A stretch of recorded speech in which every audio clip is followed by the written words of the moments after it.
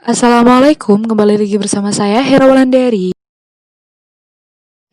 Hari ini kita akan membahas tentang cara penerapan penataan surat dan dokumen. Nah, setiap kantor pasti ada kegiatan surat menyurat dan harus diarsipkan. Oke, ini dia pengertian dari sistem penyimpanan dan ada manfaat sistem penyimpanan itu ada 6, silakan dibaca. Dan untuk lebih memahami sistem penyimpanan arsip, mari kita lihat macam-macam dari sistem penyimpanan itu sebagai berikut. Yang pertama ada sistem abjad yang disusun berdasarkan pengelompokan nama, orang, badan usaha, atau organisasi. Alasan kenapa sistem abjad banyak digunakan karena yang pertama itu nama lebih mudah diingat dan petugas juga menginginkan penyimpanannya dengan nama. Serta dokumen juga sering dicari, dan ini keuntungan dari sistem abjad. Selain itu juga ada kerugiannya.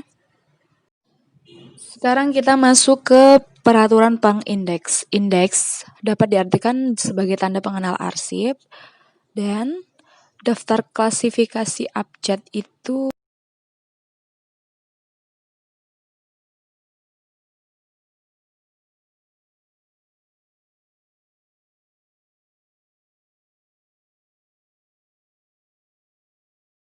pada contoh diurutkan berdasarkan abjad paling belakang. Dan ini ada jenis-jenis peralatan dan perlengkapan dalam sistem abjad. Yang pertama, filing kabinet dan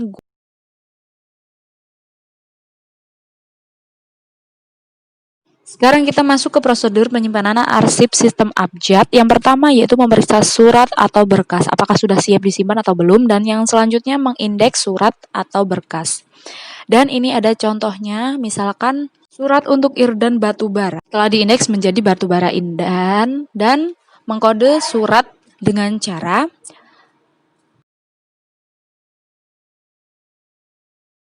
dan kita masuk ke penyortiran surat dapat dilakukan dengan mengelompokkan surat-surat yang mempunyai kode yang sama. Selanjutnya, arsip ditempatkan sesuai kode yang telah ditetapkan. Dan ini salah satu contoh penempatan arsip sistem abjad. Sukses tidaknya sebuah pengarsipan dapat dilihat dari mudah tidaknya pencarian arsip. Oke, di sini kita masuk ke langkah-langkah menemukan surat. Yang pertama, menentukan judul.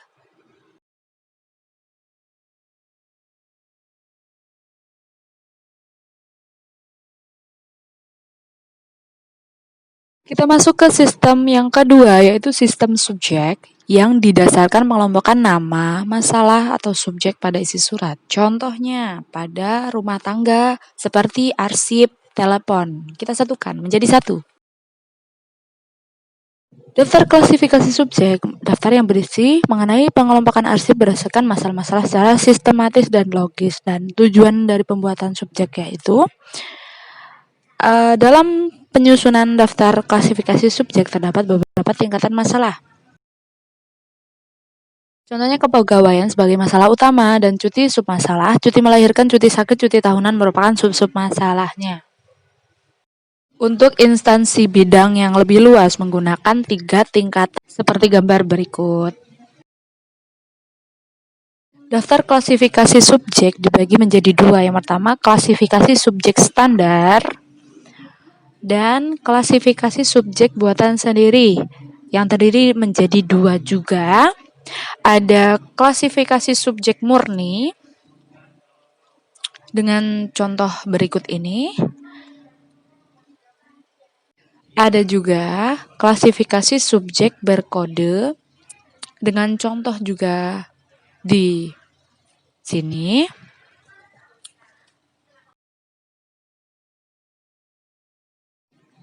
Yang pertama, penulisan menggunakan kode angka seperti angka Arab, angka Romawi, angka desimal, dan angka duplex.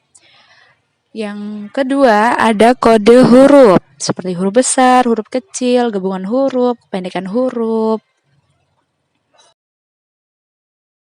Nah, ini adalah contohnya.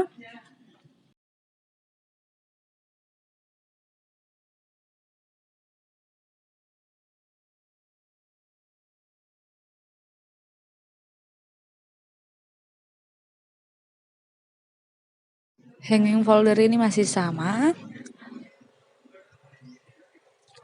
Ada juga kartu indeks. Kartu indeks. Lanjut ada kartu tunjuk silang. Ada rak sortir, masih sama. Nih. Dan ada kardex. Pakai X. Untuk prosedur yang pertama juga hampir sama, yaitu memeriksa berkas. Yang selanjutnya di indeks. Pada tahap ini kita lihat pada subjeknya. Nih, misal nih keuangan, ada kredit dan pajak. Selanjutnya itu, ini contoh penulisannya, yaitu cuti sakit, dan masuk ke menyortir sekarang. Untuk menyortir ini, apabila hanya ada satu, maka tidak perlu disortir. Lanjut ke penempatannya. Penempatan diletakkan pada sesuai kode surat dan kode tempat penyimpanan.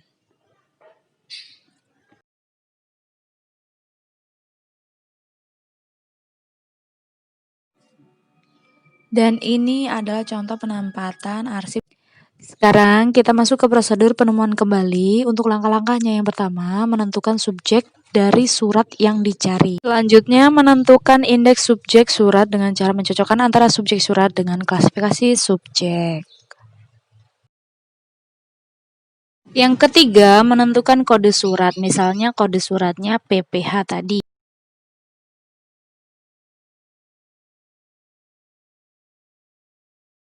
Selanjutnya arsip diambil dan diberi lembar 1. Kemudian memberikan arsip pada peminjam dan menyimpan lembar 3 pada tickler file.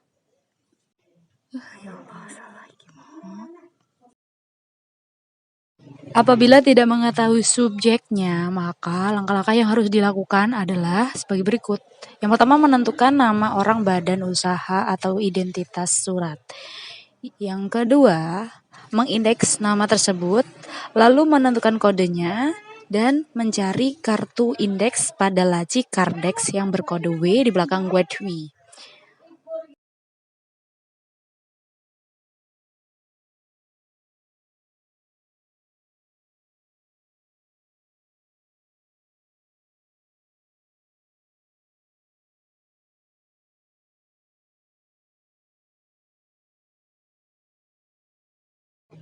Dalam sistem tanggal, pembuatan daftar klasifikasi tidak diperlukan karena sistem tanggal sangat sederhana yang hanya terdiri dari 3 bagian, yaitu nama tahun, nama bulan, dan nama tanggal.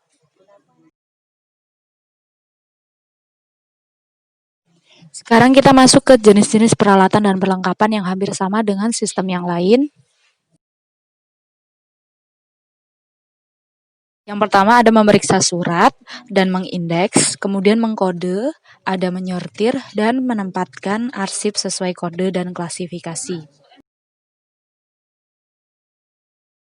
Berikut ini merupakan prosedur penemuan kembali yang ada 5 langkah. Yang pertama itu menentukan identitas surat dan mencari arsip, kemudian melihat arsip apakah sudah benar atau bukan, dan memberikan lembar 2 dan menyimpan lembar 3 di tickler file.